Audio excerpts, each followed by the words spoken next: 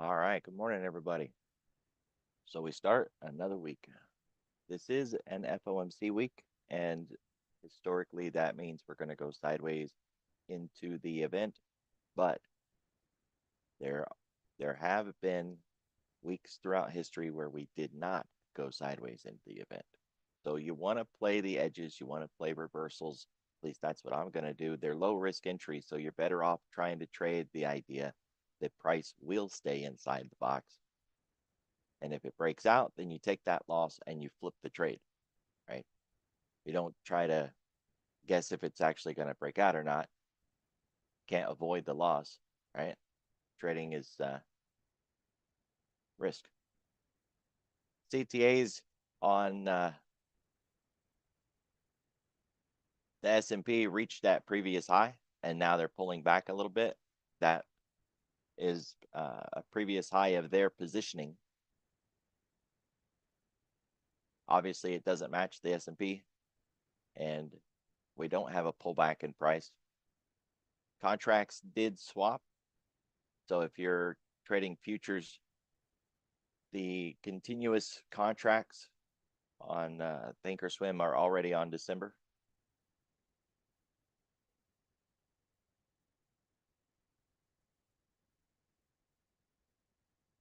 And for the NASDAQ, it broke that previous high in positioning, so they're still above it. Could see a Busby perhaps, but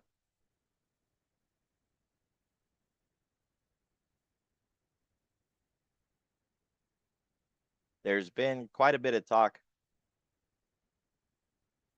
about the labor market, jobs, growth.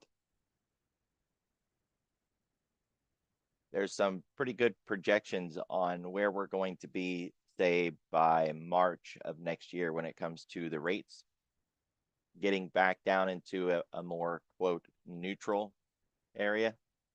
It's hypothetical, right? Because neutral is mythical, like a unicorn. So how do you put rates at a neutral level if you don't know where neutral is? But less restrictive would be the idea, somewhere around 3 to 3.25, as opposed to 4.25 to 4.5.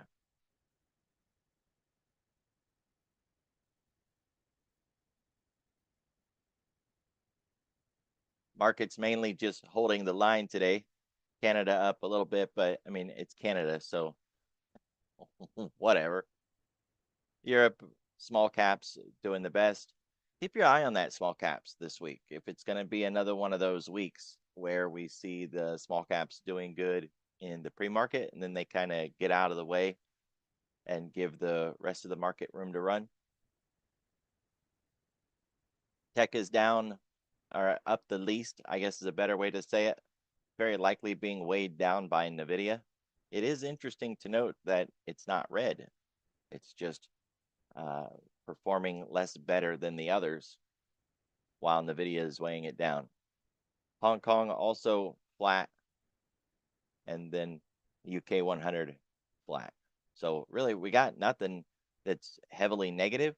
We're either just flat or slightly positive, and that's the expectation. That's the kind of week we would expect in an FOMC week.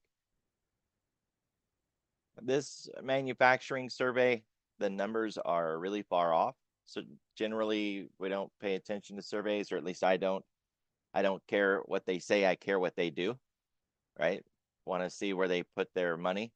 I don't really care, you know, on the other side of that. But when you have wide numbers, you do want to pay particular attention because you could end up with a shock event.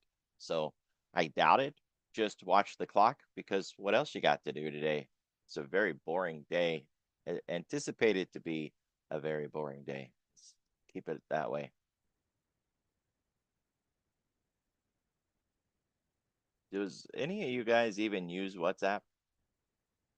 Back in the day, that was always just a scam app, and now more and more people I know are funds, businesses, firms. They're using this WhatsApp. I don't use it. I'm gonna have to figure it out, though. I guess it doesn't seem to be just for scammers anymore. Some auctions in the front end. And then European Central Bank, Christine Lagarde's going to be chipping her teeth around 2 o'clock. And it looks like that could be eventful. No, never mind. It won't be event. To read the little excerpt here, this is nothing. It that it could be because, if they do some kind of Q&A or something, she could inadvertently say things that she didn't mean to say, get taken out of context, but that's nothing. So never mind.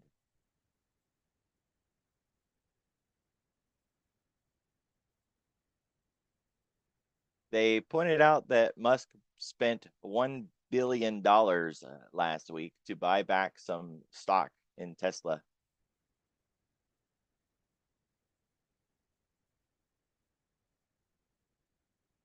And now this is hopping on the bandwagon.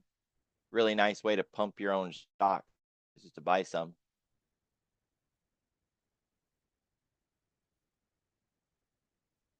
But he had sold some to help with his purchase of Twitter. So, he's just trying to refill the coffers.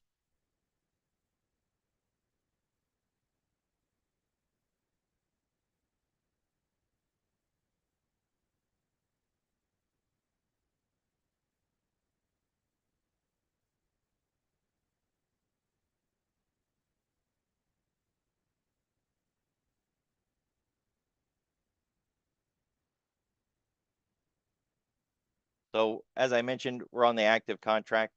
That's the December series.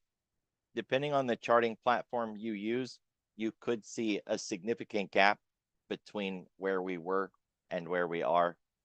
Give it a few days for the platform to normalize. This is always a transition period. If you're using a broker that doesn't auto roll, then you may have lost all of your lines, levels, drawings, all that stuff. I believe there's a workaround for that if you're on like TradingView. The main thing is just give it a few days and everything will begin to normalize. The brokers go in and like do a little bit of revisionist work, and then things will be a little more normal. Looking at light volume today, which makes sense on an FOMC week. It's around 33. That's crazy light. If we didn't know what was going on, and you came in the morning and seen the overnight volume this light, you would want to just stop right there and start hunting around to find out where the heck is everybody. Check to see what nations maybe didn't open last night.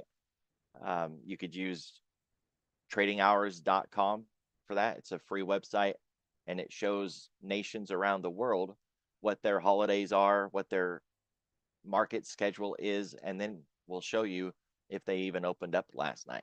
So you would want to dig deep into that number, which is why I use this indicator down here, right? It's just a heads up.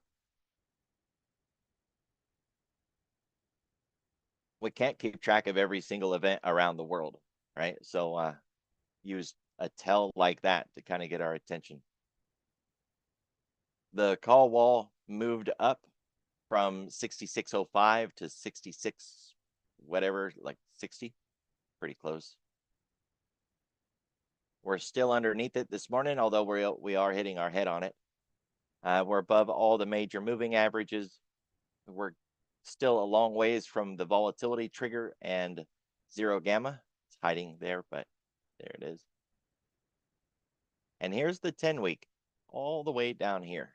Now, a lot of analysts, they'll say that the 10-week is the mean, or it's fair price if you want to use that kind of language.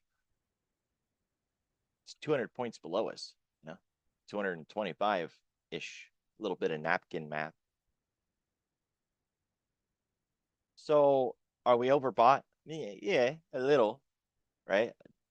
A little, but not enough for mean reversion. And we'll see that when we get to the distance from 10 chart to kind of gauge that. And that's a higher time frame perspective anyways. It's not an intraday perspective of overbought or oversold. It is worth recognizing how far away we are, though, from that 10-week. If you look at the daily, it still looks relatively healthy, even though we kind of lost the trend there for a little bit with this sideways action. We were still getting higher highs and higher lows. And look at the moving averages. They're still fanned out really nice, have that kind of fork pattern to them, and they're still sloped upward, and we're above all of them. It's still bullish. There's no signal here that says we should short this stuff. Seasonality and analyst projections are talking about a lack of buyback and going into a blackout period by October 2nd. And then by the 9th, we should be at like 75% of the entire market cap in blackout. That's going to greatly reduce the buying initiative, right? And that's been the safety net, that every time we dipped down, it was buy the dip, buy the dip, buy the dip, and just kept getting picked back up again. You may want to anticipate less buying of the dip as we get closer to October and certainly into October.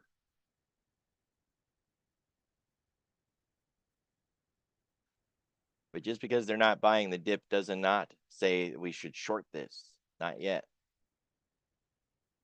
All right, so here's an example of the gap that we're talking about.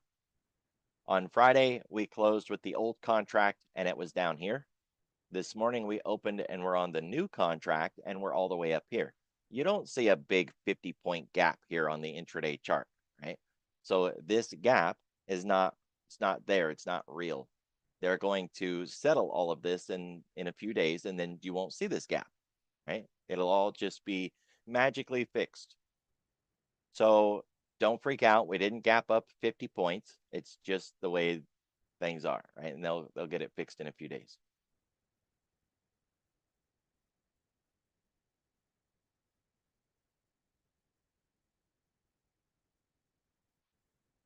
We do want to focus on the fact that we are inside Friday's price action, and we need to GTFO.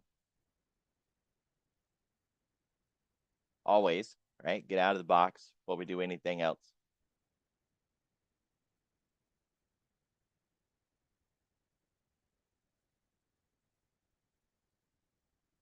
As I mentioned last week, we're very likely going to see a market maker move every day this week. It does not mean that they're coming in to hedge every day this week. They're rolling out of the front contracts and they're moving farther out.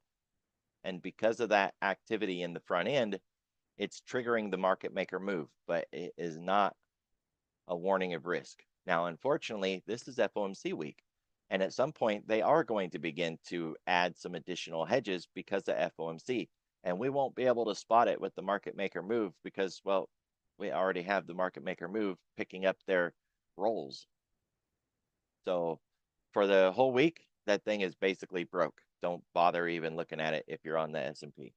Now, if you're looking at equities or whatever, then yeah, sure, it's still going to perform the way it's supposed to.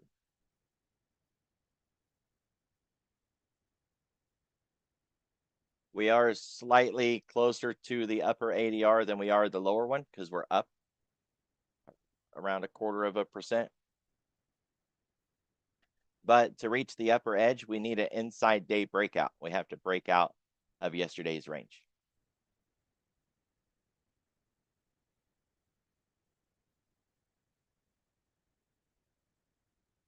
Same with the lower edge. If we want to hit the lower one, we've got to break out. The base case argument is that we hold the line into FOMC this week. And so we would anticipate that breakouts fail. My only argument with that bias is that yesterday was kind of a narrow range anyways. And I find it hard to believe that we're going to have 3 narrow range days in a row. Those are NR bars, right? Narrow range bars. That we'll have 3 of those into FOMC. Or at least 2, because Wednesday would be the FOMC day.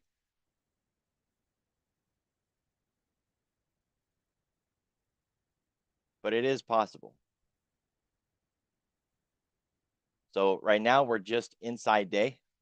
if we hold this range all day today, tomorrow we will be IX10, because then we'll be 2 days inside, and it's a narrow range bar with an IX10. That's a lot of compression, which implies when we get through FOMC, we will expand, and it'll be one amazing expansion. There's no bias in that directional expansion, though, up or down.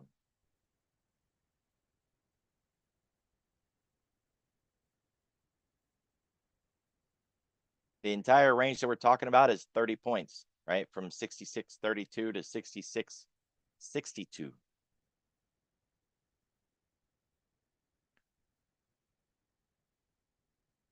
Now, if this was pre-COVID, having a 30-point range would be about the norm, right? That's what we used to have every day, all the time back then, with intraday moves between 12 and 16 points, right? In a 24-hour period, we'd have a 30-point range. But this isn't back before COVID. So I find it hard to believe that we're going to hold this 30-point range for the next 2.5 days. That's what we want to play for now, though, until we do get the break.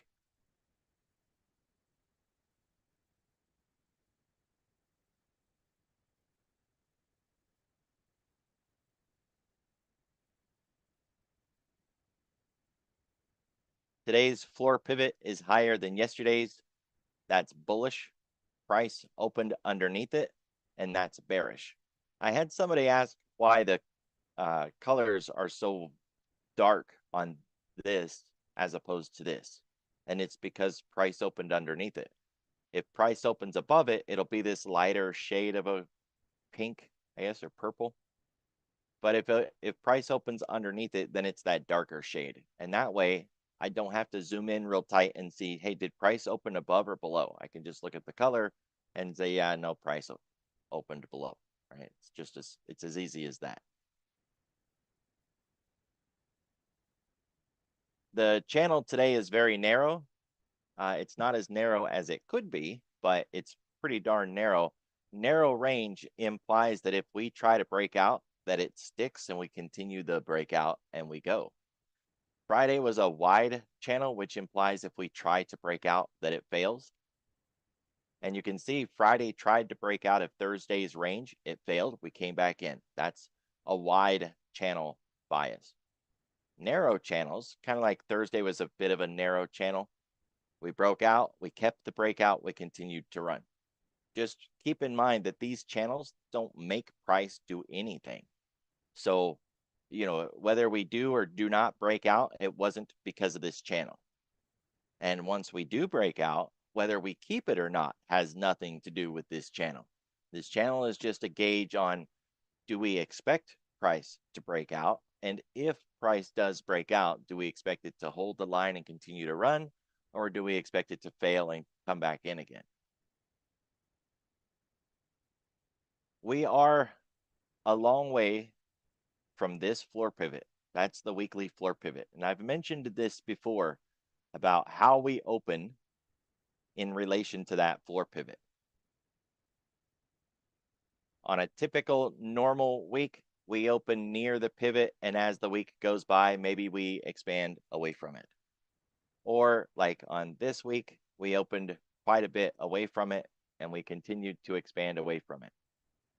But we have to be concerned with how far is too far. And even back here, we were a long ways away from it, and we opened a long ways away from it and actually went farther away.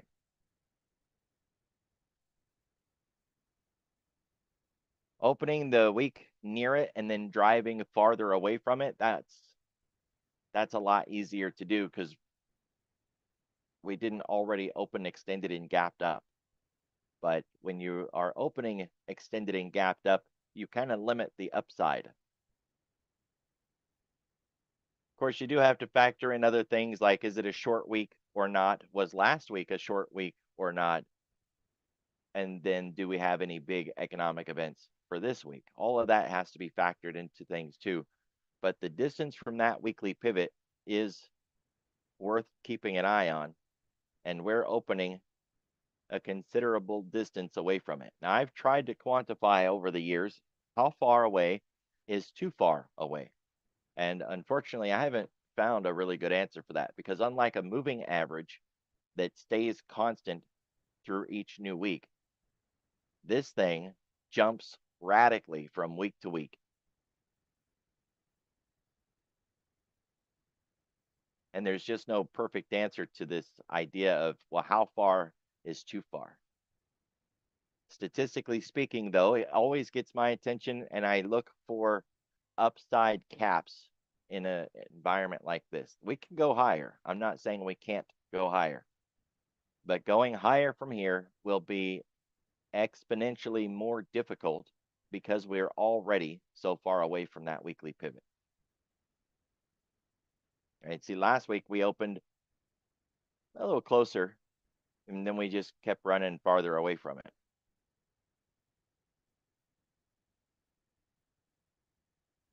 So keep your eye on it. How far is too far? I don't have a way to quantify it, but if we do break down below Friday's low and we start headed to the downside, that is the target.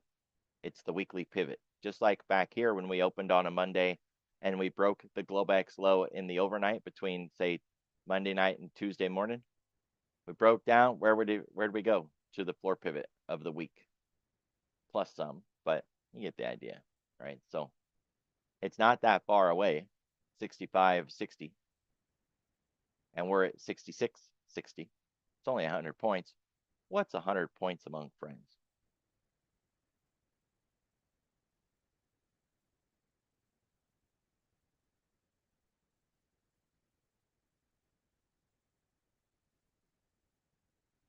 R1 is within yesterday's trading range. So if we continue this move to the upside, we are going to hit R1. There is a trade logic that talks about R1S2, and that would put us at 66.16 today. That would be bouncing off of Wednesday's high area, the RTH high-ish. Just getting to S1 would be an inside day breakout of yesterday's range. It's a little bit lower than yesterday's floor pivot, which is worth marking out, by the way. Take yesterday's floor pivot or this low, either one. It looks like it's the same thing. 66.32 cog line. Carry it forward into today's range. So if we fail to get a candle close above 66.60, then it's very likely we get a tag. That fails. We come back to the floor pivot, break our own Globex low, and we challenge Friday's low, which gives us S1. If we break S1, then we're going to S2. Level by level, right? Just play it right on down.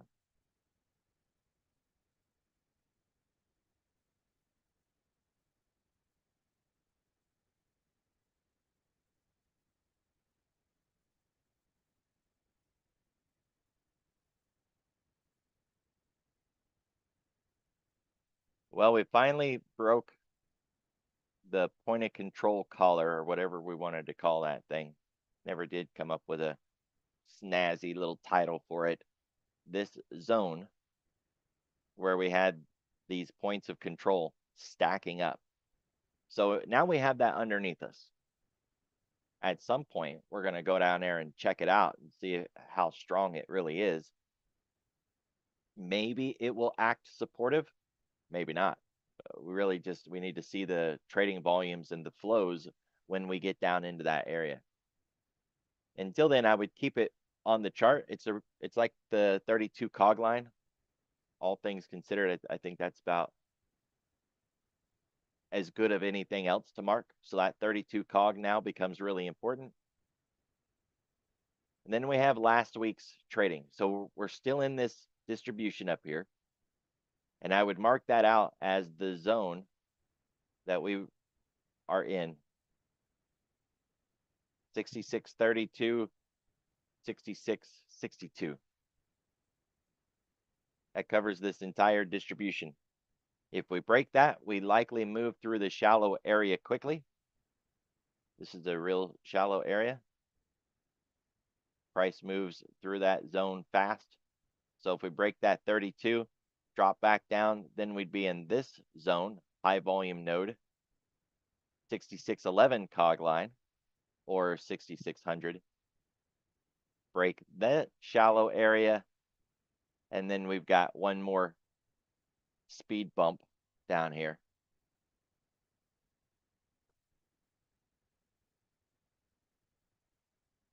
Past that speed bump, we've got the 6532 cog line, that zone where all those points of control were at. So that's 4 structures underneath us to stop a significant selling event. So we could see a little weakness, maybe ease down there. And that's the kind of selling that we would want to see, right? You don't want to see a market that's been working to the upside and then it just does that, right? Freaks everybody out, causes a flight to safety. Funds start liquidating and capital rotation into domestic staples and blah, blah, blah, right? We'd rather see, after a market's been working its way to the upside, that it starts working its way to the downside. Nice and easy, stair-stepping its way back down again. And these speed bumps would be an appropriate way to do that, right? Fade down, land into the cog line, bounce, run into resistance, break the cog, go to the next lower level, bounce, on and on, right? Level by level.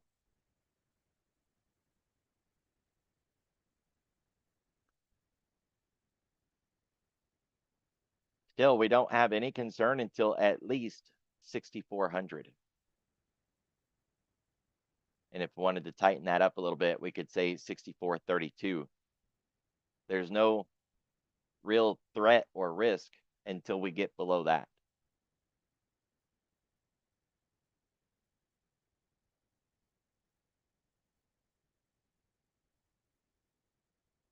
That would be just above the daily 50.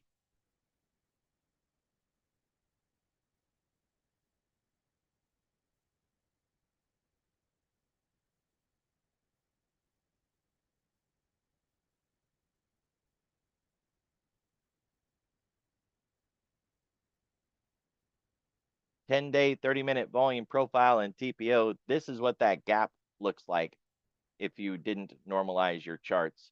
There is no gap, right? You guys seen the matrix with the little kid and the spoon? They're not trying to bend the spoon. There is no spoon. Well, there is no gap, right? You just think there's a gap. There's no gap.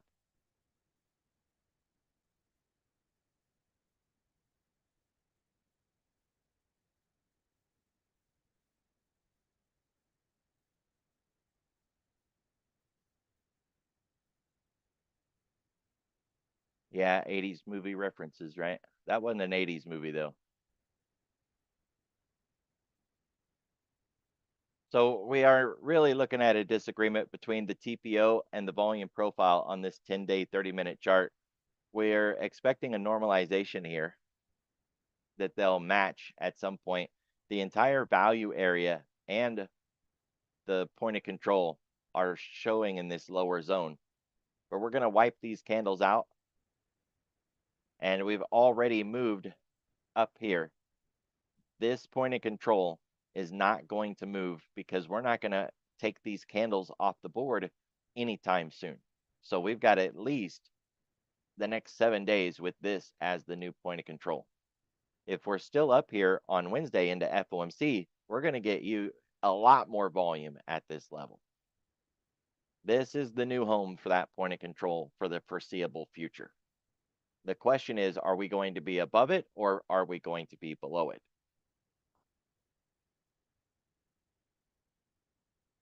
It may begin to act as a support or resistance if we leave the range and come back to it. But as long as we're holding here, we can cross back and forth all we want. It's not support. It's not resistance. It's also right around that 6650 zone. So at this point, what we need to see is this TPO match it up here.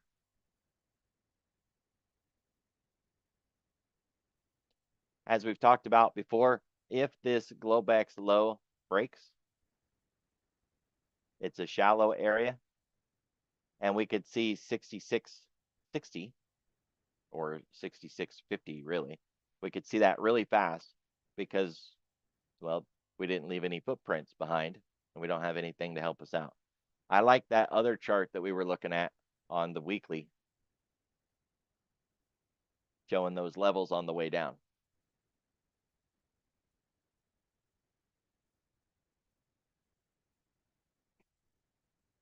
Now, once we change over to the new contracts within a week or two, all these points of control that we were carrying forward, I won't carry them forward anymore because they existed on a contract that isn't even here anymore.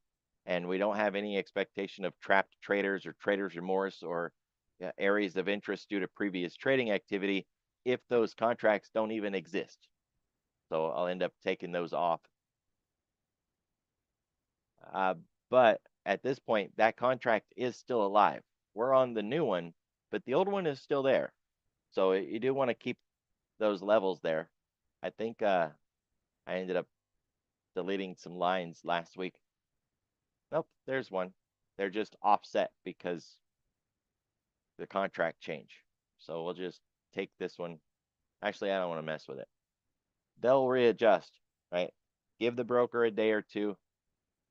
Let them normalize the charts. And probably by Wednesday, the chart should be more normal.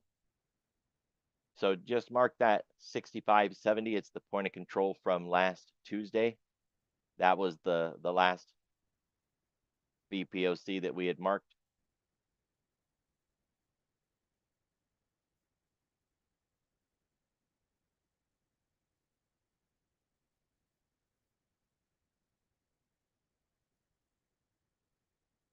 Otherwise, this morning, we got a reasonably decent distribution, a little disagreement between 66.50 and 66.55. But it's not much of a disagreement because it's still a really narrow range. They're putting in a lot of automatic trades at 66.50, but there's more volume across that 55. And if you look where we are right now, not a lot of trades, but more volume in those trades. So these are predetermined size positions. They're not coming in, smashing it, selling it. We'll see if those buyers get exhausted.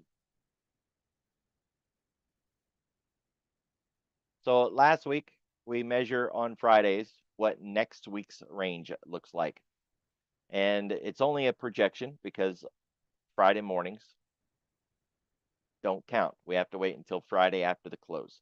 But it gets us a little bit of a preview and helps us better understand what this week's price action should look like.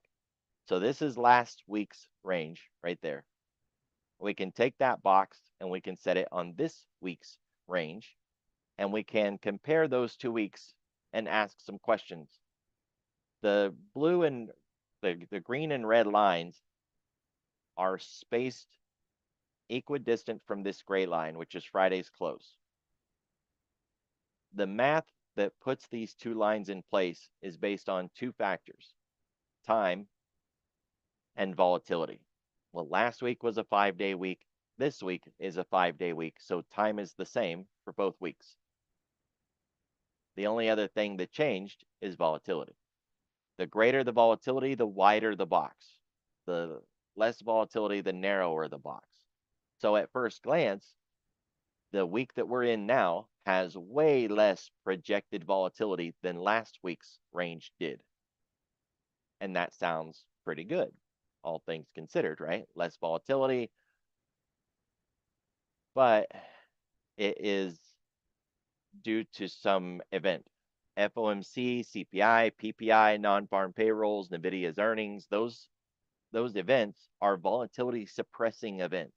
They warn us that the market is anticipating going sideways into those events, which is why I've been talking about how this week is very likely going to be nothing for Monday and Tuesday while we are waiting for FOMC. It's because of this. This is what gave me that bias. And I still have that bias. Price can do what it wants. Remember, these boxes are not making price do anything. It's just giving us a better idea on what to expect from price this week. And the expectation so far is that it's going to be a hurry up and wait week, and that we want to short the highs, buy the lows, which means You're going to sell into strength and buy into weakness, play the reversals, and wait on FOMC. And that's if you even trade at all. I know a lot of people who use FOMC weeks to take vacations, finish their honeydew list, just get the heck out of the office, and they don't even bother trading it. So, you do you. Me, I don't mind trading it. It's fine. There's always something. Commodities, Bitcoin, there's always something to trade. But, sitting out or going on vacation on FOMC week, it's really not a bad idea, all things considered. So this is where that bias comes from. And that is a narrow week projected this week.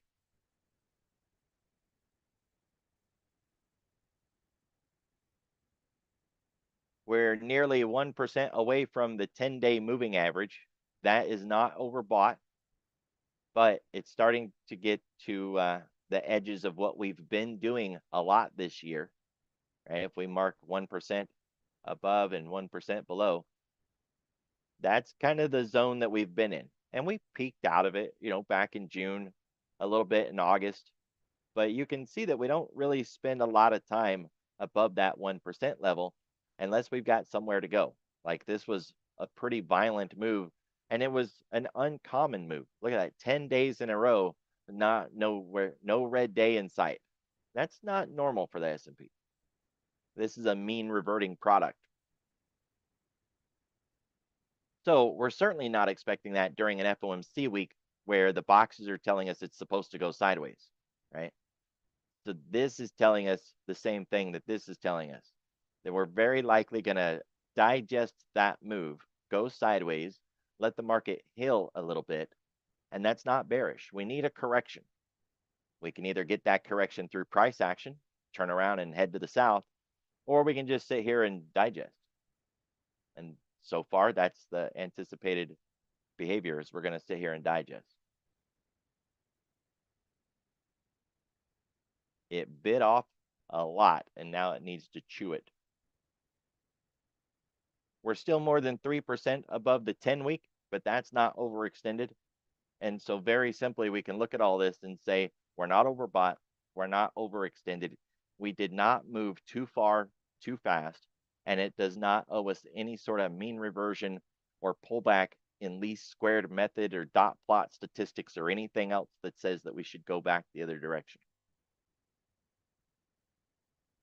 Done.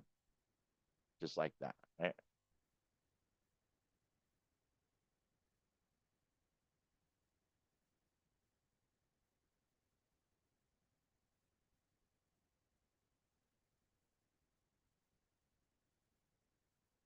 The capital rotation continues back into growth after that pause that we had. If you look at the 5-day change, we got finance, tech, consumer discretionary, energy, and utilities. Remember, we've been tying utilities back into data centers and into tech. So it kind of fits that.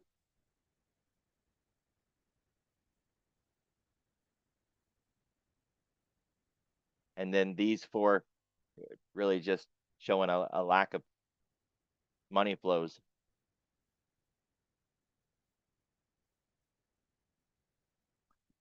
So if you're trading in the indexes, play the edges, expect it to come back in again.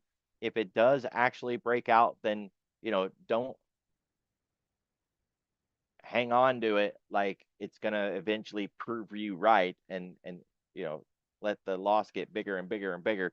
Just take the loss. It's an LRE anyways, low risk entry. Take the loss, flip the trade over, and go the other direction. Otherwise, I'm playing the reversal. I expect to come back in. If you don't want to play a sideways market, then find something that's running like communications or, one of these other ones that's getting the job done. Bitcoin is down more than 1.5, and gold miners are down around 0.5%. We can run without Bitcoin, but it'd be better to have it if we were expecting a breakout day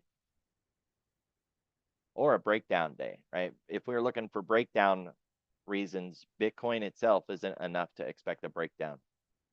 Looking at what's up this morning, we got China, VIX, the Mag 7, China again, uranium,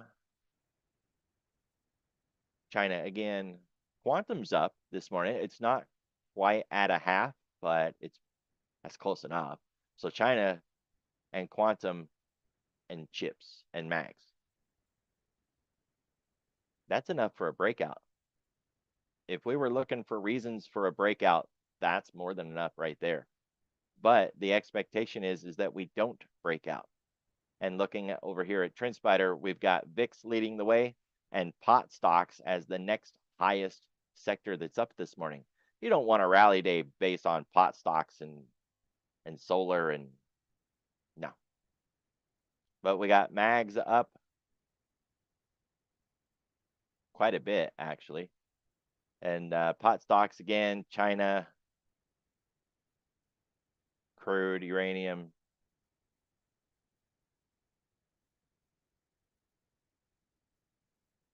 That isn't going to do it. I think there's only I think Tesla's throwing mags off, right?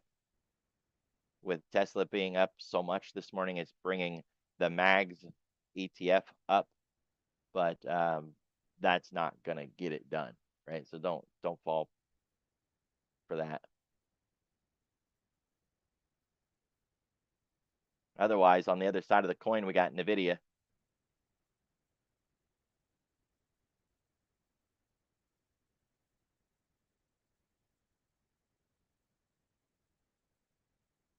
All right, so a really simple, really easy day. Get out of yesterday's trading range and expand for anything else. And my base case argument is if we get to the edges, play the reversal. I'll be looking for like 111 or 1236 and then bring it back in again.